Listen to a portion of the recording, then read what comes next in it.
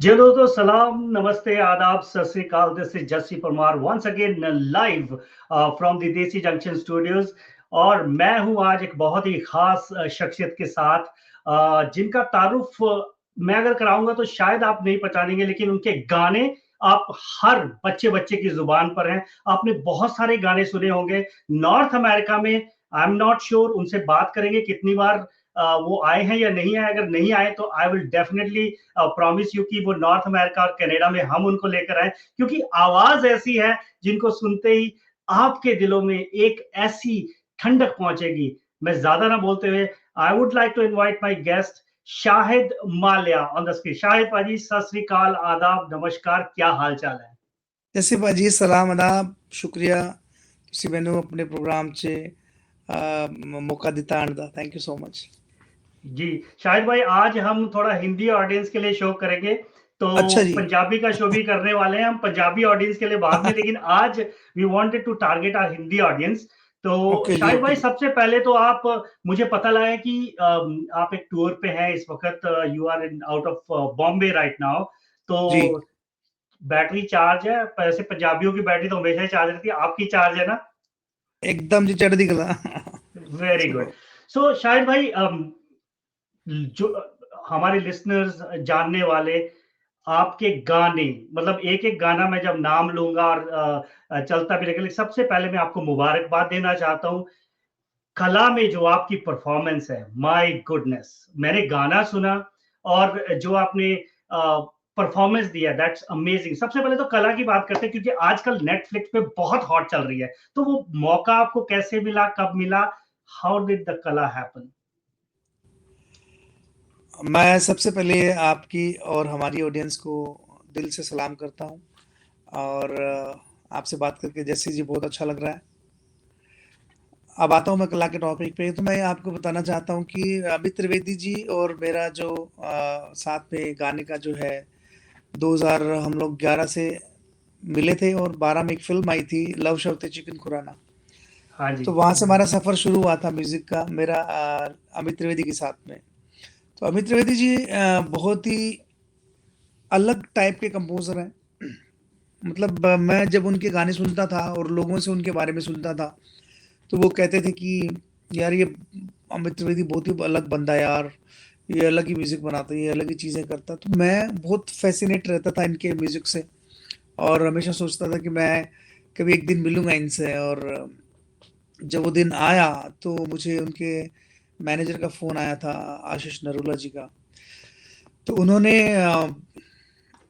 मुझे बुलाया गाना गाने के लिए और वो गाना 10 मिनट में मैंने सीखा और 10 मिनट में मैंने गा दिया 2 टेक में। क्या बात है!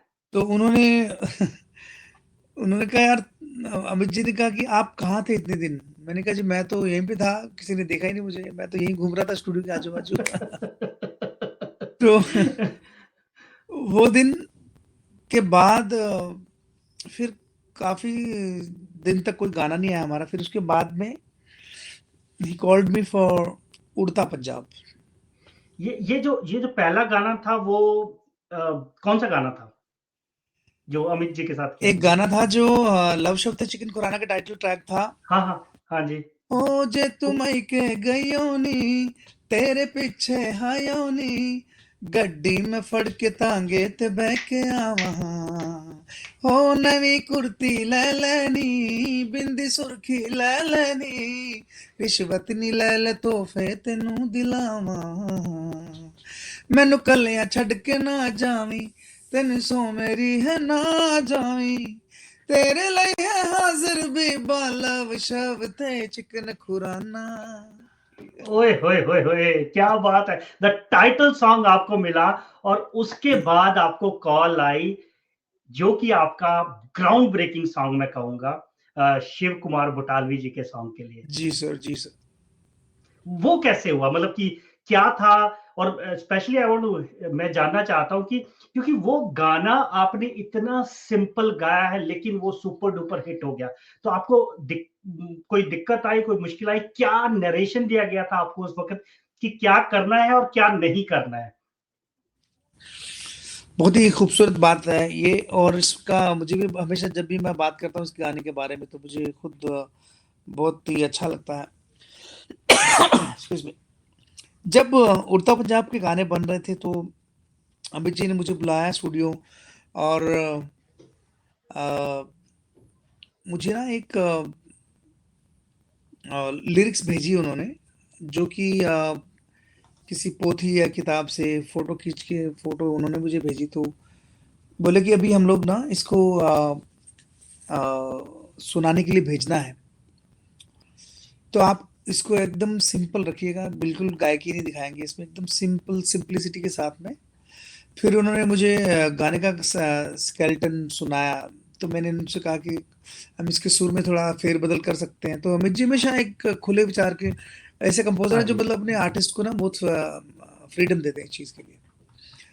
तो वो मेरे स्केल में मैंने उसको वापस से उनसे करवाया, और फिर मैंने उसको गाना शुरू किया सीखने के बाद में। फिर एक टेक हुआ, बोले वाह वाह वाह क्या बात है, वाह वाह। बोले एक बार और लेते हैं। फिर दूसरी बार लिया, फिर तीसरी बार लेते हैं, 5 बार, 6 बार। मैंने कहा यार क्या हो रहा है? मैंने कहा सर, अमित सर, मज़ा नहीं आ रहा, मतलब आपको मतलब एक भी लाइन अच्छी नहीं लग रही, मतलब बार-बार, मतलब हम ठीक जा रहे हैं कि नहीं जा रहे हैं? हाँ। बोला पाजी गाना तो हमने फर्स्ट टेक में कर लिया था, ओए हम होए। आपको सुन रहे हैं। हाँ, हाँ, हम आपको सुन रहे हैं। आप जब भी गा रहे हो कुछ अलग ही महसूस करवा रहे हो हमें, कुछ अलग ही क्या बात आ बात रही है। है। फिर वो डबिंग रूम में आए, उन्होंने मुझे बहुत टाइट हग किया, बोले कि ये गाना आपका अगर आ गया तो शायद भाई आपके फैंस की लाइन बहुत बढ़ जाएगी। जी। और आपको जैसे पाजी बताऊं मैं, ये गाना मैंने अ, उनको बस एक सुनाने के तौर पे गाया था, और ये गाना अच्छा। एज इट इज फिल्म में यूज किया उन्होंने, रीडअप एक भी वर्ड रीडअप नहीं किया उन्होंने। और क्या पूरा बात है। गाना मैंने वन टेक में गाया हुआ है ये। जी, वाह! क्या बात है। तो इस बात पर ये तो हो ही नहीं सकता कि हम शो कर रहे हैं शायद माल्या के साथ और एक कुड़ी ना हो, दैट्स नॉट पॉसिबल। तो पाजी लो पाजी, प्लीज़। मैं तो चाहूँ ना कि तुसी सुनो ते सुनाओ।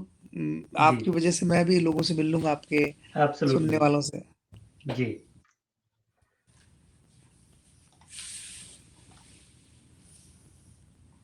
ते पर आहा! क्या बात है। आ,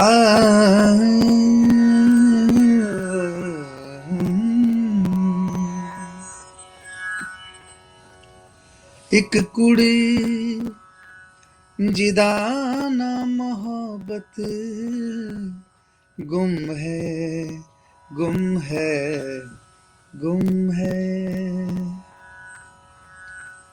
एक कुड़ी जिदा ना मोहब्बत गुम है, गुम है, गुम है।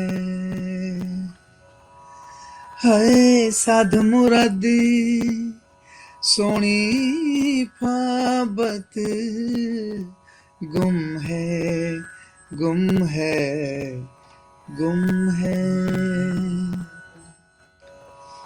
सूरत गौसदी परिया वर्गी सीरत दी ओ मरियम लगदी।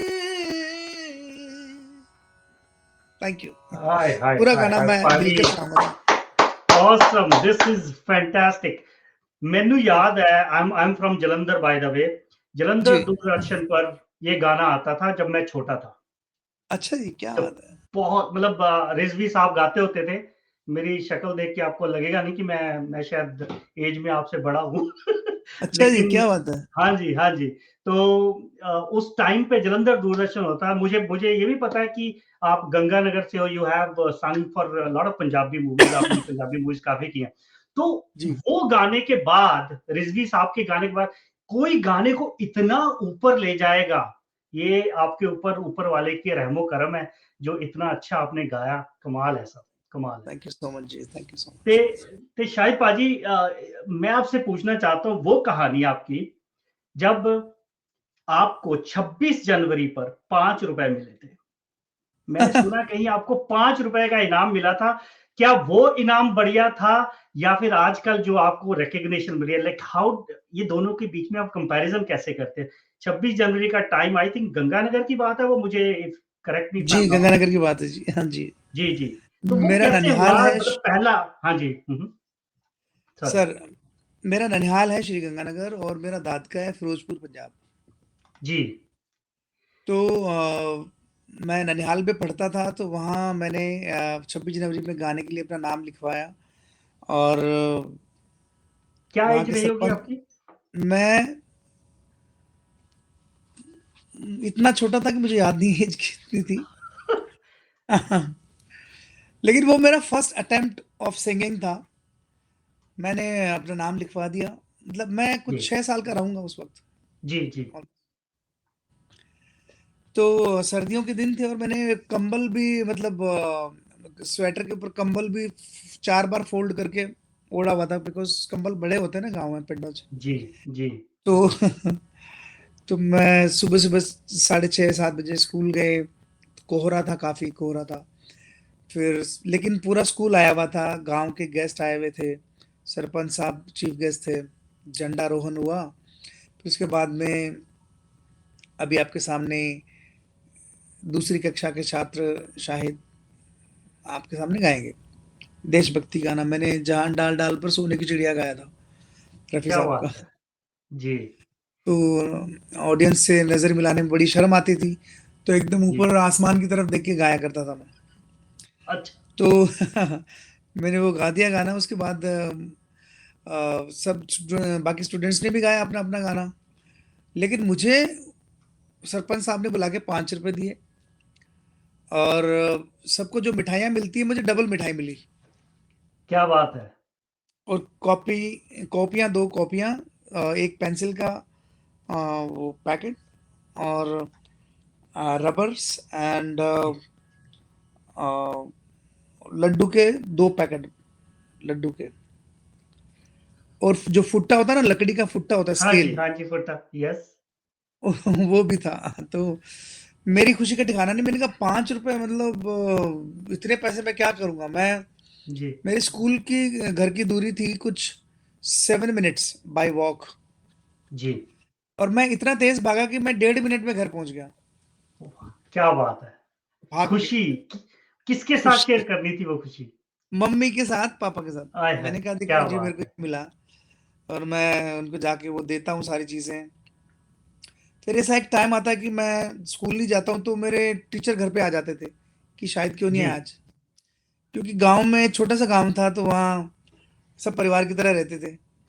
राइट। तो स्कूल के बाद टीचर घर पे आ जाते थे कि जी आपका बेटा आज आया नहीं स्कूल, जी, तो फिर भी माफ़ कर देते थे। और क्योंकि मैं इतना मॉनिटर भी था स्कूल में, और टिल द कॉलेज में क्लास रिप्रेजेंटेटिव क्या थे, वो सीआर होते ना। सीआर, हाँ जी। हाँ जी, वो था मैं कॉलेज तक। तो मैं हमेशा लीड करने में मेरा वो रहता था हमेशा। वैसे भी मैं लियो हूँ, तो मुझे बाद अच्छा, में पता चला कि लियो के नेचर ऐसे होते हैं कि वो नेचर हमेशा बिल्कुल, लीडरशिप करने में बिलीव लीडर्स रखता हैं, है। बिल्कुल। आई डोंट नो ये कहाँ तक सच है, बट मुझे लगता है कि मुझे कोई भी काम को पूरा करने में मज़ा आता है, अधूरा छोड़ने में मज़ा जी, नहीं आता मुझे। मैं तो कोशिश करता हूँ। राइट। तो ये लियो की जो जर्नी थी गंगानगर से बॉम्बे की, उस दौरान मुझे यकीन है, मैंने सुना भी है कि आपको बहुत दिक्कतों का सामना करना पड़ा होगा, काफ़ी स्ट्रगल रही होगी आपकी। तो कितना डिफ़िकल्ट था आपके लिए टीवी सीरियल्स के पीछे आवाज़ देना? क्योंकि लियो है वो तो किंग है, वो तो आगे आना चाहता है राइट? लीड बनना चाहता है। तो कैसे आपने मैनेज किया वो डिफ़िकल्ट टाइम? देखिए, मुझे लगता है लियो को भी एक टाइम पे ना सिचुएशन के साथ चलना पड़ता है। उसे पता है कि उसका टाइम आएगा। जी, तो ऐसे में मैनेज करना इतना मुश्किल इसलिए हो जाता है कि आपके नेचर के अगेंस्ट चीज़ें हो रही होती हैं। राइट।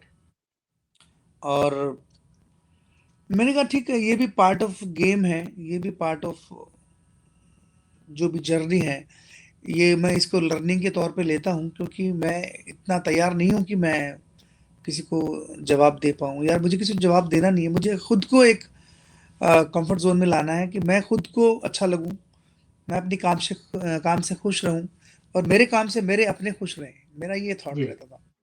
मैं जी, किसी कॉम्पिटिशन में था नहीं, लेकिन आफ्टर फर्स्ट सॉन्ग रब्बा, उसके आने के बाद मुझे ऐसी फ़ील आती थी कि मैं बिना पार्टिसिपेट किए किसी कॉम्पिटिशन में हूँ।